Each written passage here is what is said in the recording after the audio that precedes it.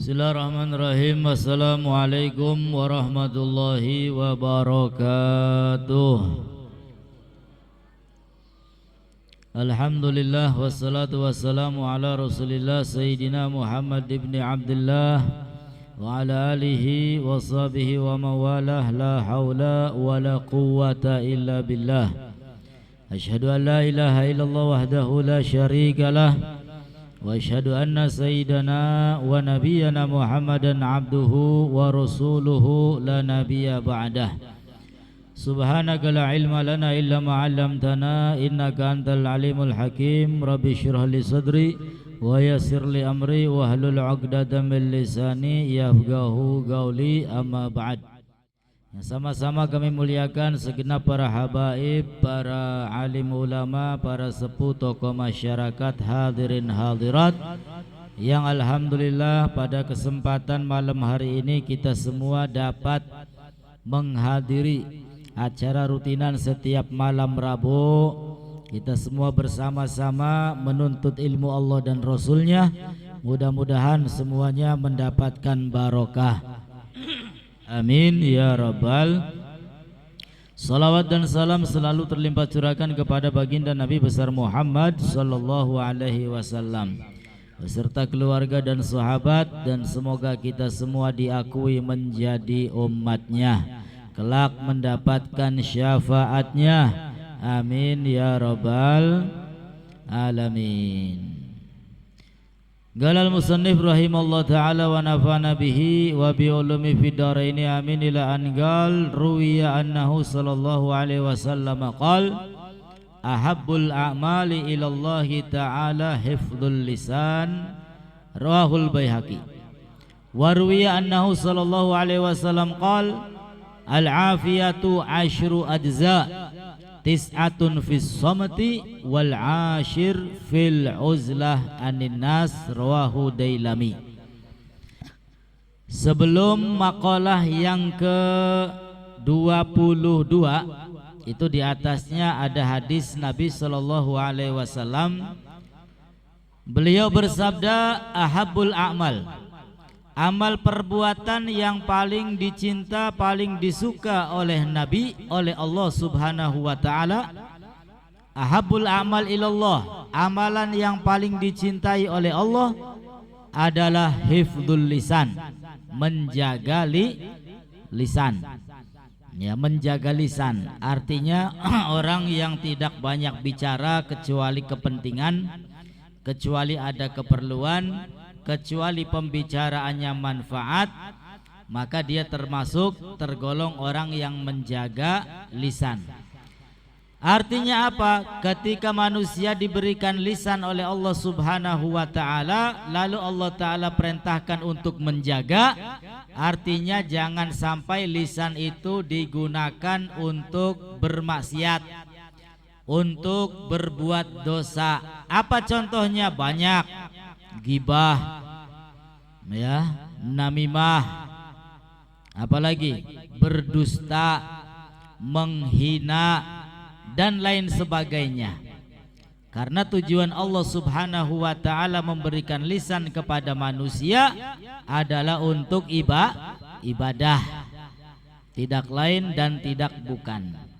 Begitu pula anggota badan yang lainnya Allah ta'ala berikan bukan untuk sia-sia, bukan untuk foya-foya, melainkan untuk ibadah. Nah, maka kalau kita bisa menjaga lisan, ya, artinya lisan ini sedikit melakukan dosa, maka kita digolongkan orang-orang yang dicintai oleh Allah subhanahu wa ta'ala, menjadi orang-orang yang disenangi oleh Nabi kita Muhammad sallallahu alaihi wasallam. Wa ruwiya annahu sallallahu alaihi wasallam qala, dan juga baginda Rasul bersabda, al afiyatu asyratu ajza, afiyah, sehat afiyah. Al afiyah, afiyah itu kata Nabi asyratu ajza, ada 10 bagian. Ya, afiyah itu ada 10 bagian. Tis'atun fis somati, 9 bagian dari bagian 1 sampai bagian 9 fis somti, ada pada diam.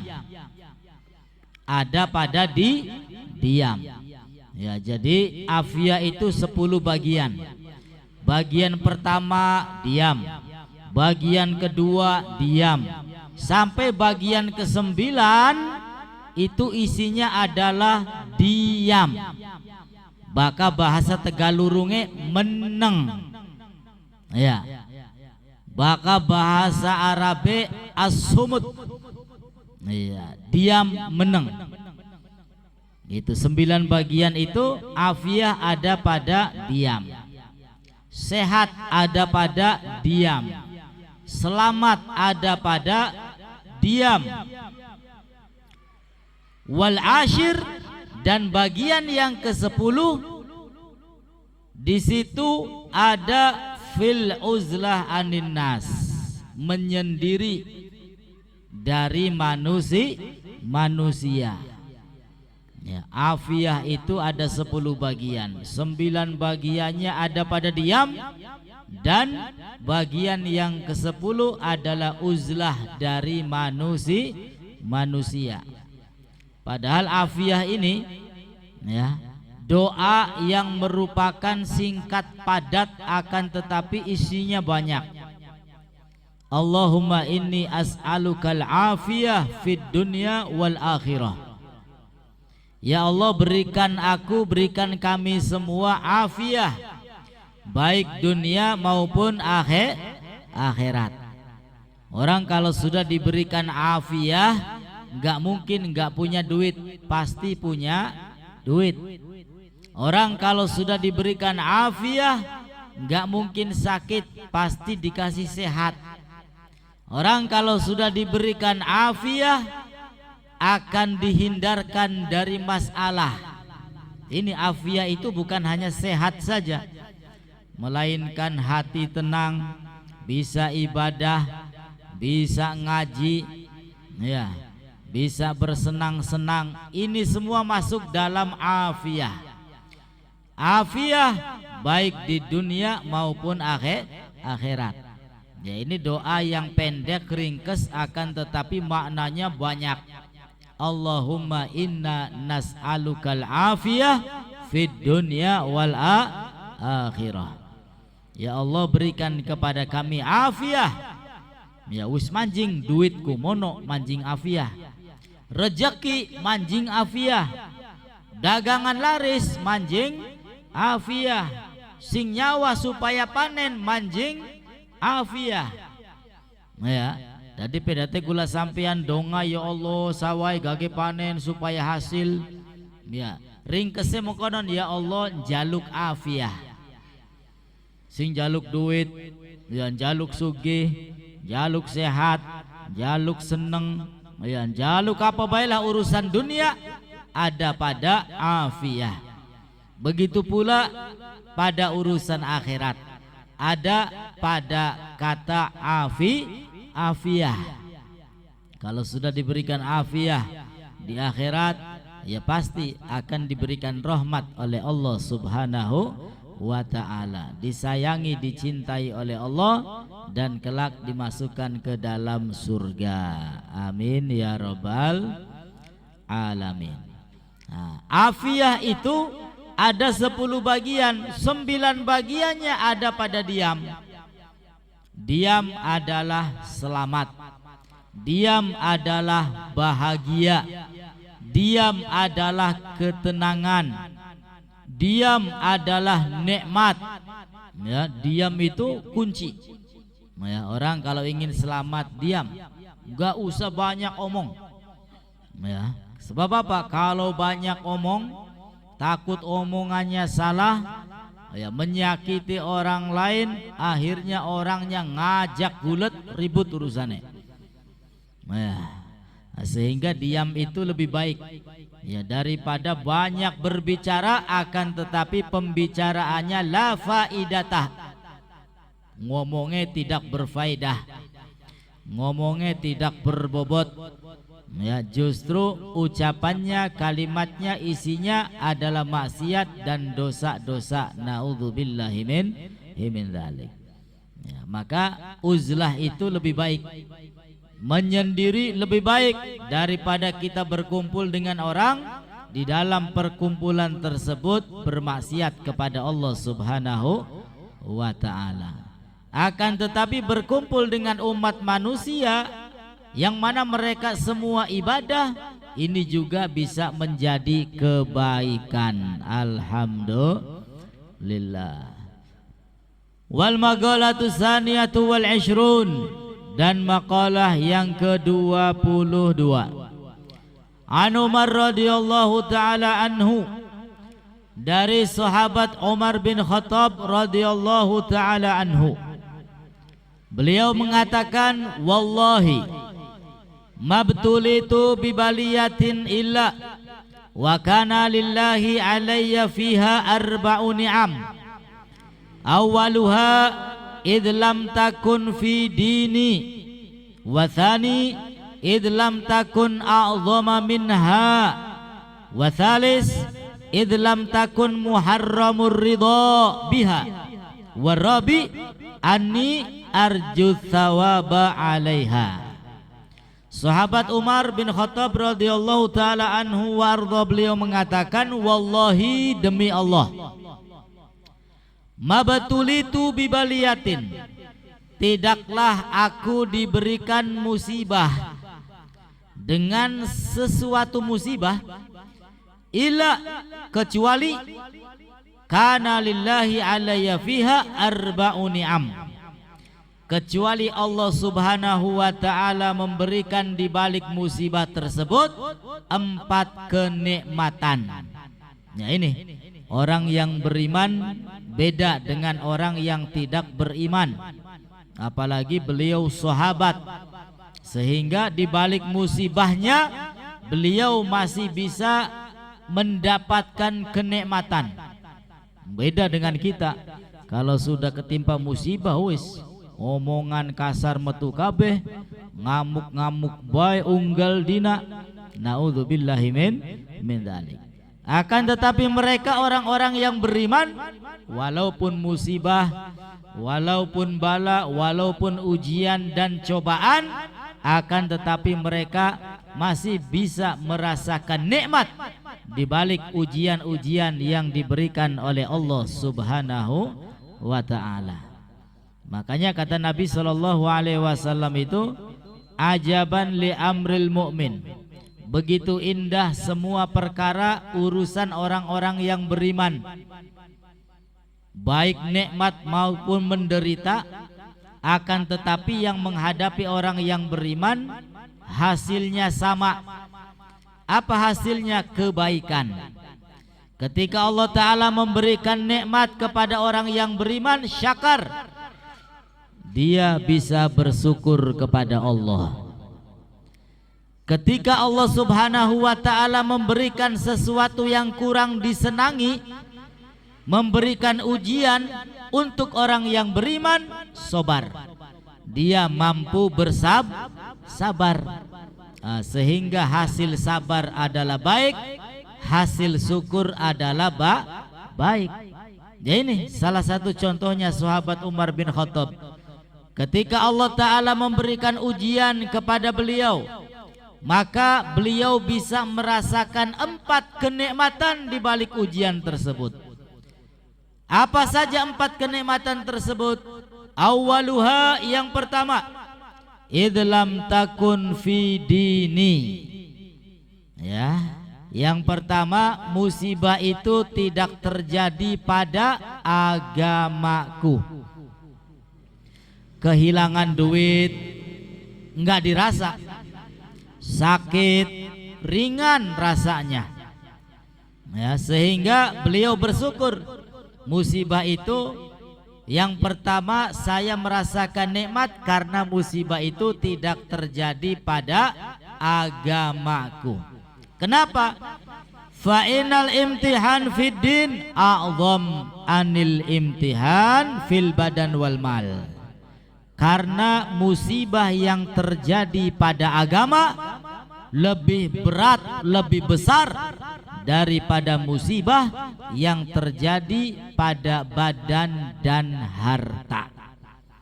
Ya, akhir zaman ini banyak orang kena musibah, khususnya pada agamanya, pada keimanannya. Umat manusia dibuat bingung dengan satu orang yang gak jelas. Yang jelas orang tersebut menyalahkan ulama dari zaman bahla, bahkan guru-gurunya pun disalahkan. Ya, ini gak jelas. Dia sedang mendapatkan ujian, sedang mendapatkan musibah yang paling berat. Kenapa dikatakan berat?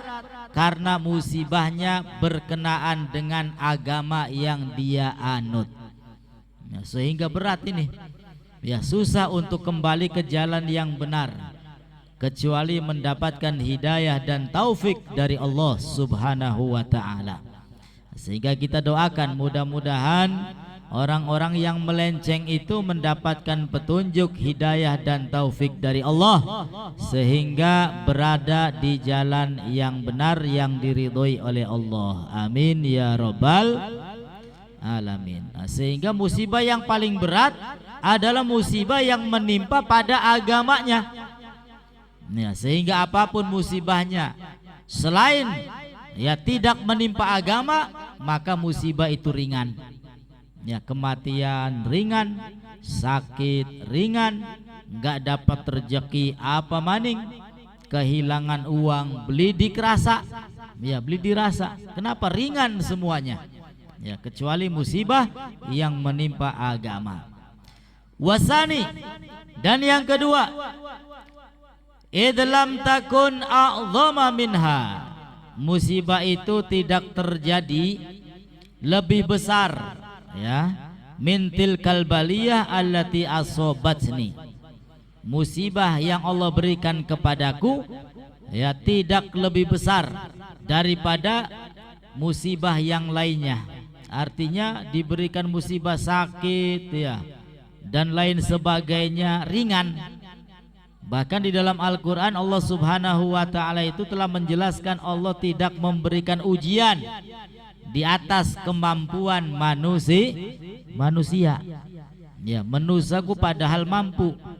Nah, cuman yang nggak mampu apa? Itu tadi imannya tipis, keyakinannya nggak ada, nah, sehingga merasa berat ketika diberikan ujian oleh Allah Subhanahu wa ta'ala. Wasalis, dan yang ketiga, idlam takun muharramur ridha biha, ujian tersebut tidak terjadi muharramur ridha, tercegahnya ridho Allah Subhanahu wa ta'ala. Musibah tersebut tidak terjadi untuk mencegah datangnya ridho Allah Subhanahu wa ta'ala. Artinya walaupun diberikan musibah, beliau masih tetap sabar, masih bisa menerima, masih bisa mendapatkan ridho dari Allah Subhanahu wa ta'ala. Warabi, dan yang keempat, ani arju sawaba alaiha, di balik musibah tersebut aku mengharapkan pahala dari Allah Subhanahu wa ta'ala. Dan setiap manusia itu ya siapapun orangnya, baik itu ustadz, kiai, sampai nabi pun ya tidak lepas daripada ujian. Semakin besar ujiannya, maka semakin besar pula imbalan dari Allah Subhanahu wa ta'ala. Bahkan kata Nabi sallallahu alaihi wasallam, idza ahabballahu abdan ibtalah, ketika Allah Ta'ala mencintai hambanya, maka Allah Ta'ala akan berikan ujian kepada orang tersebut. Ya, lulus tabli dipai ujian. Kalau lulus, maka sah dia menjadi orang yang dicintai oleh Allah Subhanahu wa ta'ala. Sehingga siapapun orangnya, ya, semakin dekat dengan Allah, maka semakin besar ujian yang akan diberikan oleh Allah Subhanahu wa ta'ala. Semakin tinggi pendidikannya, semakin sulit ujiannya. Ya, ditambah maning KKN, ditambah maning praktek dan lain sebagainya. Ya, semakin tinggi semakin sulit. Semakin dekat dengan Allah, nah, siap-siap ujiannya semakin besar. Ya, maka banyak ulama yang dipenjara, yang dibunuh pun banyak. Ya, karena mereka bukan penjahat, bukan, melainkan mereka adalah orang-orang yang tetap berada di hukum Allah Subhanahu wa ta'ala. Nah, sehingga di balik ujian yang datang kepada sahabat Umar bin Khattab, beliau tetap bersabar dan malah bisa bersyukur kepada Allah Subhanahu wa ta'ala. Nah, kita latih diri kita sedikit demi sedikit. Ya, ketika ujian datang menimpa kita, bagaimana perilaku kita? Bismillah walhamdulillah, al khairu wa syarru bimasyiatillah. Dengan menyebut nama Allah dan dengan bersyukur kepada Allah, ya, kejadian yang baik yang buruk tidak akan terjadi kecuali atas kehendak Allah Subhanahu wa ta'ala. Ma asobaka min musibah, tidaklah musibah tersebut akan mengenai dirimu. Terus apa kena? Ma asobatka musibah, tidaklah musibah tersebut mengenai umat manusia, mengenai dirimu. Bima kasabat aidin nas. Ya, yang artinya Allah Ta'ala tidak memberikan ujian kecuali penyebabnya adalah ulah manusia. Dhaharul fasad fil barri wal bahri bima kasabat aidin nas. Tampak kerusakan di muka bumi ini, ya, penyebabnya adalah ulah jahil tangan-tangan manusia. Nah, sehingga ketika kita menghadapi ujian, ya, yakini ujian ini datang dari Allah Subhanahu wa ta'ala, dan kita harus bisa bersabar. Ya, nangis setiap hari, ya tetap ujian itu nggak akan hilang, tetap akan datang. Ya, ngadu ke setiap orang, tetap ujian itu nggak akan hilang, tetap akan datang. Dan anggap ujian itu, ya, untuk menaikkan derajat kita, untuk kita semua mendapatkan pundi-pundi pahala dari Allah Subhanahu wa ta'ala, untuk menjadikan kita semua orang-orang yang semakin dewasa, dan menjadikan kita semua orang-orang yang bertambah keimanannya kepada Allah Subhanahu wa ta'ala. Sehingga ketika datang ujian, ya, alladzina idza asabathum musibah qalu inna lillahi wa inna ilaihi. Nah, orang-orang yang beriman itu adalah ketika datang kepada mereka musibah, maka yang dikatakan oleh mereka adalah innalillah, sesungguhnya kami semua milik Allah Subhanahu wa ta'ala, wa inna ilaihi raji'un, dan kita semua akan kembali kepada Allah Subhanahu. Iya, lagi melaku kepleset aja latah sing metu. Ya, innalillah wa inna ilaihi raji'un. Lagi gawa gelas nepluk perang aja, ayam latah sing metu. Tapi katakan innalillah wa inna ilaihi raji'un. Ya, ini musibah ini. Ya, innalillah wa inna ilaihi raji'un. Jadi innalillah itu bukan ketika kita mendengar orang yang meninggal saja. Innalillah, siapa jesing mati? Wah, berarti beli ngaji wong ke. Ya, sebab apa? Wurwe baka innalillah ku anda wong mati baik.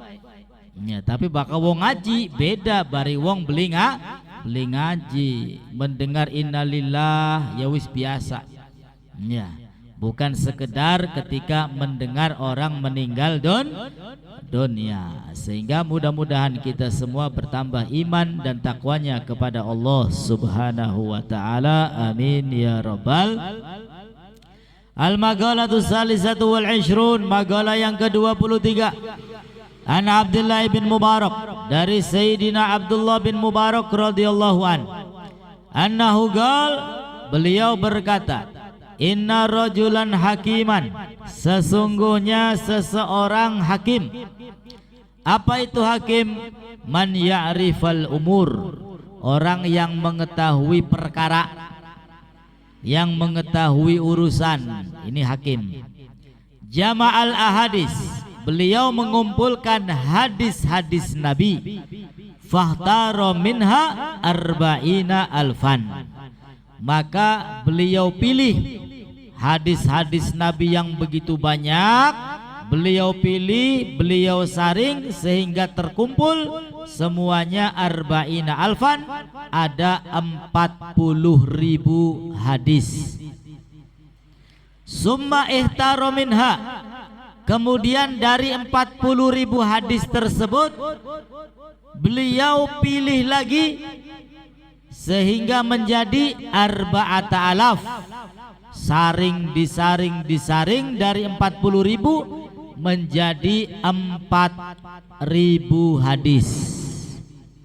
Sumahtaro minha, kemudian dari 4.000 hadis dipilih lagi, disaring lagi sampai menjadi arba'mi'ah, 400 hadis. Sumahtaro minha, kemudian dari 4.000 hadis disaring dan dipilih lagi sampai menjadi arba'in, 40 hadis. Sumahtaro minha, dari 40 hadis dipilih lagi oleh beliau sampai menjadi arba' kalimat, menjadi 4 kalimat, ya, 4 hadis, hadis Nabi kita Muhammad sallallahu alaihi wasallam. Ya, artinya dirinci, dipilih, diambil mana yang paling penting, ya, sampai mendapatkan 4 hadis. Di antaranya apa? Ihdahunna, salah satunya, la tathigonna bimro'atin ala kulli hal, jangan terlalu percaya dengan perempuan dalam keadaan apapun. Ya Bu, oh ibu-ibu ini ngamuk ya. Jangan terlalu percaya sama perempuan dalam keadaan apapun. Ya, artinya yang laki-laki, para suami, yang enggak boleh memasrahkan segala sesuatu kepada perempuan, mempercayakan kepada perempuan. Karena di dalam hadis yang lain itu perempuan itu nakisatu aklin wadinin, ya, akalnya beda dengan laki-laki. Pada urusan agama kurang, nah ya, akalnya juga, ya, kalau hebat-hebatan hebat laki-laki. Iya, makanya laki-laki lah yang menjadi pemimpin bagi perempuan. Nah, laki-laki, ar-rijal qawwamuna 'alan nisa, laki-laki itu menjadi pemimpin bagi perempuan. Ya, artinya bukannya ngajak ribut, bukan, tapi ini merupakan hadis Nabi, tidak boleh memberikan kepercayaan secara penuh. Ya, pada urusan apapun, ya boleh kita memberikan urusan, tapi sambil dipantau. Ya, jangan menyerahkan keseluruhan wislah, percaya baik aja, ya, tapi dipantau dari kejauhan. Ini hadis Nabi ini, ya, la tasigonna bimro'atin ala kulli halin. Ya, di dalam syarahnya dikatakan la budali rajul minal ghirah, seorang laki-laki harus punya cemburu, ai karohatu syarikatil ghair fi haqqihi, Ya, perempuan yang sudah menjadi para istri seorang laki-laki, wajar kalau para suaminya itu cemburuan, karena ini merupakan perintah Nabi kita Muhammad sallallahu alaihi wasallam. Ya, izin metu ya kudu weruh metune mendi. Ya kudu weruh metune bari sapa. Ya jangan dipercayakan ya wis los mana kadang-kadang beli ngomong maning metu go. Ya. Akhirnya wong wadon sing ganjen lah madarga bebas wong lanang ge. Ya wis lah. Ya metu esok balik bang. Naudzubillahi min dzalik. Lalu berikutnya adalah wasaniyah. Yang kedua, la tagtaronna bil mal. Jangan tertipu dengan harta. La tagtaronna bil mal ala kulli hal. Jangan tertipu dengan harta dalam keadaan apapun. Ai la tadhun al-amna minal halak bisababil mal. Jangan mengira orang kalau sudah banyak hartanya lalu hidupnya tenang. Ya, banyak orang yang kaya akan tetapi tidak diberi ketenangan oleh Allah Subhanahu wa ta'ala. Banyak orang yang hartanya di mana-mana akan tetapi hidupnya enggak nikmat. Naudzubillahi min dzalik. Lalu yang ketiga, wasalisatu la tuhammil ma'idataka ma la tutiku. Jangan gunakan, jangan isi perutmu dengan sesuatu yang kamu tidak mampu. Ya, tuhammil. Jangan isi, jangan makan. Ya, perutnya sudah enggak mampu akan tetapi dipaksa. Habis makan lagi. Ya, habis makan lagi. Padahal perutnya sudah enggak mampu.